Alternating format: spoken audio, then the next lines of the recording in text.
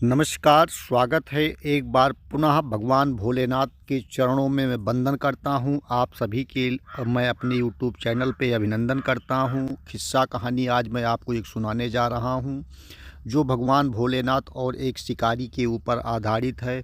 ये कहानी, ये जो जानकारी मैं आपको दे रहा हूं, ये बहुत ही महत्वपूर्ण और पौराणिक कथा है।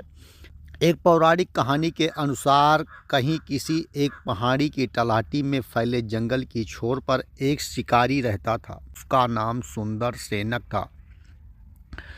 नाम की तरह ही वह सुंदर सुंदर पक्षियों का शिकार कर अपना पेट भरता था। एक बार संयोग से किसी रात वह जंगल में शिकार करने गया। दयालु पार्वती जी की माया कहिए, एक भी जंगल का जानवर शिकारी के चंगुल में नहीं फंसा। माँ पार्वती सबको बचा ले गई। शिकारी और कुत्ता अंधेरी रात में कहीं भटक गए। पैर में कांटे लगे, भूख प्यास से बेहाल हुआ सो अलग से। बड़े संयोग की बात थी कि वो भटकते हुए एक तालाब के किनारे जा पहुंचा, जिसके किनारे पर एक बेलपत्र का पेड़ था और पेड़ के नीचे एक शिवलिंग था। थके हुए शिकारी ने गर्मी से राहत पाने के लिए पानी में पैर उतारकर पैर को ठंडक दी और मुंह धोया तो कुछ पानी की छींटे शिवलिंग पर जा उड़े। भूख मिटाने के लिए बेल के फलों को गिराने के लिए उसे कुछ तीर चलाए और कुछ पत्ते टूटकर नीचे शिवलिंग पर आ गिरे। बिखरे हुए तीरों को अंधेरे में टटोलते हुए वह शिवलिंग के सामने झुका भी। शिवरात्रि पर जागरण के साथ ही अनजाने में उसे शिवलिंग को जल से नहलाया, बेलपत्र चढ़ाए और दंडवत भी किया।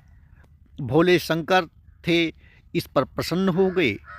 शिकारी की उम्र का पट्टा खत्म हुआ तो उसने माने यमदूत आए और अनजाने में किए पुण्यों के कारण शिवगण भी उसे कैलाश पर्वत पर ले जाने पहुँचे।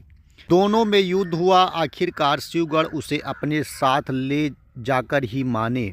जिंदगी भर किए गए पाप के बावजूद चंद मिनटों में पुण्य के कारण शिकारी और उससे कुत्ते को मोक्ष का अधिकारी बना दिया।